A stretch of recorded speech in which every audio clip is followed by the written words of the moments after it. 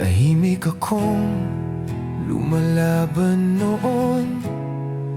Matino ang hangarin pero pagod na rin. Nang dumating ang unos ng buhay, wala akong yakap, wala man lang gabay.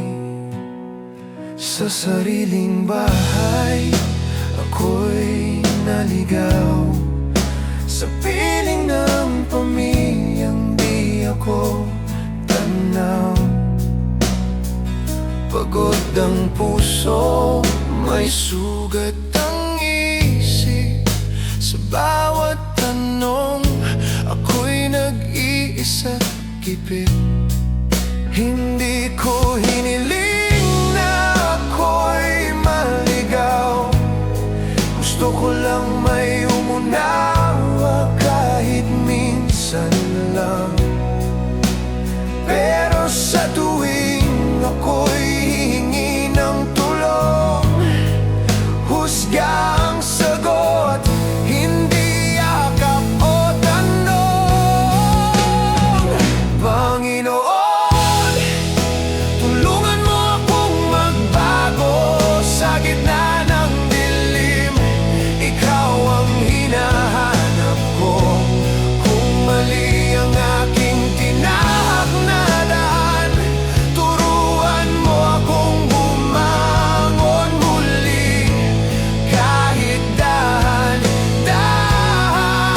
ayusin mo ang pusong wasak. Buuin mo ang pamilyang unti-unting nawawasak.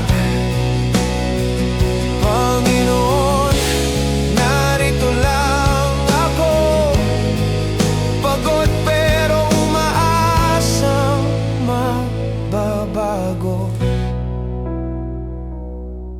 Nalulong sa bisyong pansamantalang lunas,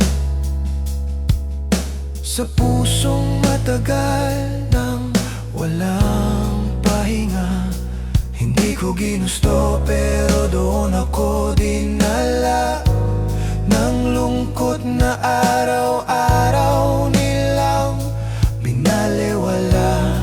Tuwing lalapit ako, lalo akong itinutulak. Salitang matalim, mas masakit sa sugat. Hanggang sa isang gabi sa katahimikan, ako'y lumuhod, wala nang masandalan. Hindi ko kailangan ng perpektong mundo, kahit isang kamay lang na aabot sa akin. Kung may pag-asa pa sa tulad ko, Panginoon, ikaw na ang bahala sa akin.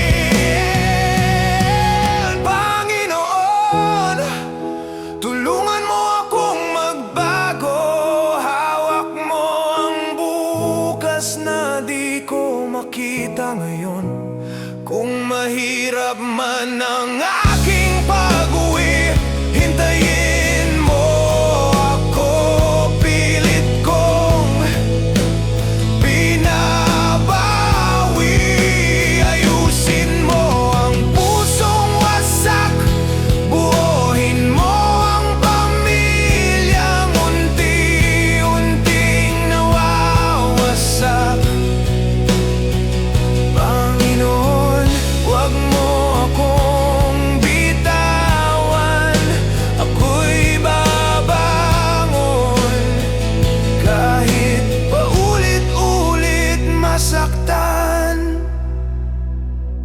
Sa gitna ng dilim, may ilaw pa rin. Sa pusong may sugat, may awit pa